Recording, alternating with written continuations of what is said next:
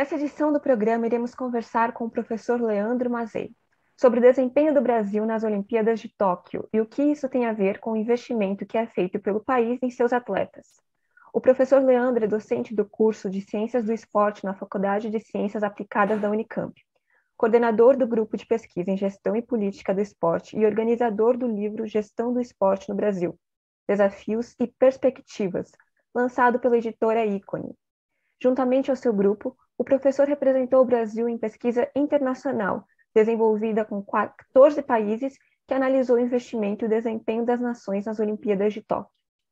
Qual foi o desempenho geral do Brasil nas Olimpíadas e quais as relações desses resultados com o investimento que o país direciona para as áreas dos esportes? Só uma breve introdução antes de eu falar do resultado do Brasil, né? Nós participamos do consórcio SPLIS, Sports Policy Factors Leading to International Sporting Success. É um consórcio internacional já bem conhecido do meio acadêmico, né, e do meio prático também, sobre o que os países fazem, né? Como os países fazem para ter um melhor desempenho, e aí principalmente nos Jogos Olímpicos, né? É um consórcio bem interessante que a gente tem aí a honra praticamente, né, de representar não só o país, mas também a Unicamp, né, e sempre cumprindo então nosso papel de construir, né, desenvolver conhecimento, e especificamente nesse caso sobre o esporte.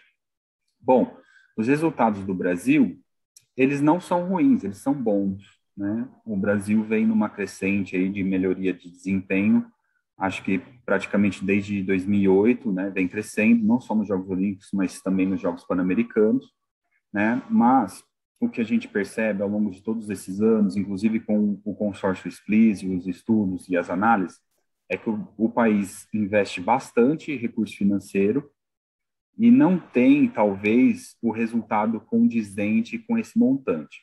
Isso quer dizer o quê? Nós não somos eficientes no uso desse recurso, né? Nós utilizamos, melhoramos, mas a gente poderia produzir, né, conquistar muito mais resultados positivos se comparado o nosso montante com o de outros países. Quando eu falo montante, é óbvio, recursos financeiros, né? Então, a gente gasta bem, a gente gasta muito, mas tem países que gastam menos e conquistam mais resultados, né? Melhores resultados.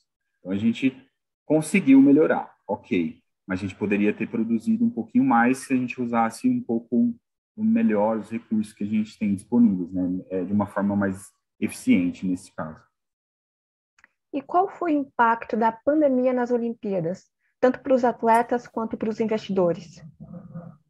Sim, na verdade, sim, foi um impacto numa questão de incerteza antes dos jogos começarem, né? Por exemplo, em 2019, eu até fiz outras entrevistas sobre essa questão, qual seria o desempenho no Brasil na época nos Jogos Pan-Americanos e depois nos Jogos Olímpicos de 2020. Lá em 2019, eu falava, olha, o desempenho do Brasil vai ser bom, vai ser talvez até melhor do que no Rio de Janeiro, porque nós temos algumas legislações hoje, né, que é o repasse das loterias para as principais organizações esportivas, a lei de incentivo aos atletas, que é o Bolsa Atleta, e a lei de incentivo ao esporte, que é a isenção fiscal para projetos esportivos, que garantem aí recursos bem interessantes para que se desenvolva o esporte de alto rendimento no Brasil, né? Então, a expectativa era que fosse melhor. Com a pandemia, a gente não tem expectativa, né? Porque isso foi muito relativo. Tiveram modalidades que conseguiram, assim, treinar, né? Fazer uma boa preparação para os jogos e desempenhar bem. Tiveram outras modalidades que não, né? Mas a gente tem que lembrar que essa dificuldade não foi exclusiva do Brasil, ela, né, foi praticamente aí, em alguns momentos, uma ordem mundial, né? Todo mundo teve que se adaptar. E aí, quando a gente começou os Jogos Olímpicos e começaram a vir os resultados, a gente percebeu que o impacto não foi tão grande, né, para todo mundo, para todos os países. Claro que tem os casos extremos, né, de atleta cortado por estar contaminado, de atleta que, né, teve alguma consequência aí devido à infecção do Covid, provavelmente tem alguns casos assim. Teve atleta que se aposentou, né, sim, pensava em competir em 2020, como os jogos foram em 2021, se aposentou, né, mas também teve os casos opostos, né, de atletas que surgiram aí num ciclo olímpico de 4 anos, que virou 5, né, mais estendido, tiveram atletas novos surgindo antes, né, dos próximos ciclos. Então, assim, não dá para a gente colocar qual foi a consequência, né? Tiveram várias. E no final, isso acabou sendo diluído, né? Então, a gente teve uns jogos bem interessantes. Claro que teve um impacto com relação à ausência de público, né? Prorrogação dos contratos de patrocínio, uma série de coisas que isso impactou com certeza economicamente, só que a gente vai ver essas consequências com mais calma ao longo dos próximos anos, né? Com os estudos que vão sair aí sobre o legado dos jogos no Japão e etc. Então, nesse momento, tiveram muitos impactos, só que a gente não consegue aqui pontuar com certeza alguns, né, porque as coisas ainda estão sendo mensuradas e etc. Mas, no geral, foi muito bom ter os Jogos Olímpicos ano passado, né? Foi um alento aí para toda a população mundial, de certa forma, e principalmente para os atletas. E o que pode ser realizado para que tenhamos um desempenho ainda melhor nas Olimpíadas de Paris em 2024? Sim, agora a gente tem um novo desafio, porque a gente teve um ciclo de 5 anos, agora a gente tem um ciclo de 3 anos, que nem são 3 anos, na verdade, se você colocar ali 6 meses pós, 6 meses antes, são praticamente 2 anos apenas, né, 2 anos e meio. Então, é um desafio para um ciclo olímpico mais curto.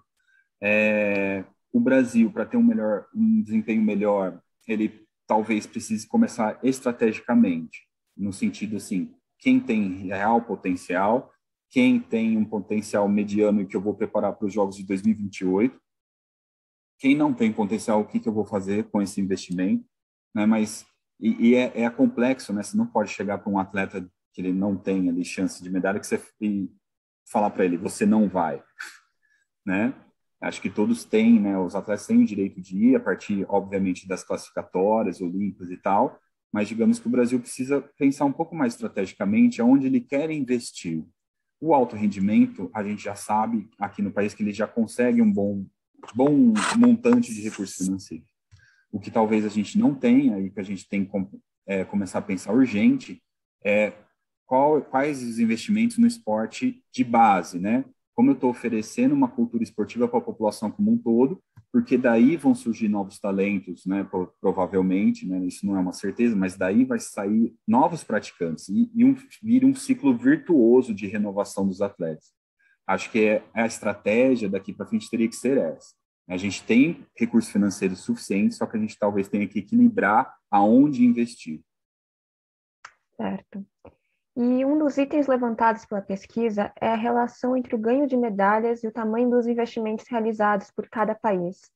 Como essa análise se impõe no caso específico do Brasil? Esse tipo de análise, né, por exemplo, quanto custa uma medalha, etc., é sempre assustador, né? Sempre vai dar um valor muito alto por medalha, né? Isso não é exclusividade do Brasil, isso é todo o país sempre investe mais, né, para ganhar pouco, digamos assim, né? Essa relação, né, causa-efeito com número de investimento, número de medalha, ela é cruel. Talvez a gente tenha que pensar no impacto que tem uma medalha. Por exemplo, eu estou até o estudo aberto aqui e surgiu bem a foto da Raíssa. Então, qual o impacto que a medalha da Raíssa causa não só no esporte dela, que é o skate, mas para as meninas, para as mulheres, para o esporte como um todo, para a população como um todo. Então, esse tipo de impacto que a gente fala social, cultural, ele não tem valor, né? Ele não, a gente não tem como precificar isso. Então, os países, quando investem no esporte, principalmente de rendimento, eles têm que levar em consideração esse impacto que não é só o custo da medalha, mas o impacto social, cultural, né, o orgulho que as pessoas sentem, né, a satisfação que as pessoas sentem em torcer, né, todo o emocional por trás. Claro que também, às vezes, tem o emocional da derrota, né, mas, no geral, né, o impacto do investimento ele tem que ser mensurado com esses intangíveis, né? Os estudiosos dessa área falam em coisas intangíveis, né? Agora sim, fato é que assusta um pouco os valores, né? Porque foram altos e aí eu remeto à primeira resposta da primeira pergunta. Talvez a gente tenha que equilibrar melhor os investimentos e tornar esses investimentos mais eficientes. Então, ok, a Raíssa tem a medalha da Raíssa, o desempenho dela, da fadinha, etc., tem um impacto positivo? Com certeza. Mas pós esse impacto positivo, o que eu vou fazer para ter mais impactos positivos na população? Então, construir uma pista de skate com a segurança devida e com profissionais ali orientando, seria o melhor do universo para aproveitar, né, para potencializar esse investimento que foi feito nela, que deu positivo, e continuar, né, esse círculo virtuoso desse impacto positivo. Aí, nessa segunda parte, né, de criar pistas, ter todo recurso disponível, isso a gente, às vezes, no Brasil, a gente não vê que tem esse né, pós-Jogos Olímpicos. A gente sente falta, muitas vezes, de aproveitar esses resultados positivos a longo prazo. Sim. E quais outras pesquisas estão sendo desenvolvidas atualmente pelo Grupo de Pesquisa em Gestão de Política do Esporte? Ótima pergunta, né? Porque os resultados das pesquisas a gente às vezes não vem logo depois dos jogos, né? Ou logo depois de alguns anos, a gente começa a desenvolver para sair os resultados aí um tempo um pouco mais estendido. O que a gente tem aqui no grupo, e talvez seja o nosso carro-chefe, é que a gente tem percebido ao longo dos anos que existem coisas no Brasil que são muito boas e que, às vezes, por algum motivo até cultural, a gente não presta atenção. Só que essas coisas, né, por exemplo, esses clubes, esses atletas esportivos, as federações, equipes que conseguem êxito, tem algum motivo deles conseguirem isso. Alguma coisa ali dá certo, né? O vôlei sempre traz medalha, o judô em determinado clube também sempre traz medalhas ao longo dos anos. Então, nossa pesquisa principal hoje aqui no grupo é identificar os fatores críticos de sucesso desses casos que têm tido sucesso aí ao longo dos últimos 20 anos, para que isso sirva de inspiração e para que sirva até de modelo para outras pessoas, outras organizações esportivas que querem dar certo, o que elas precisam fazer, o que elas não precisam fazer, né? Então, serve aí de modelos, né, de benchmarking, que a gente fala na gestão, né, modelos de inspiração para outras organizações esportivas que queiram, de fato, terem resultados positivos.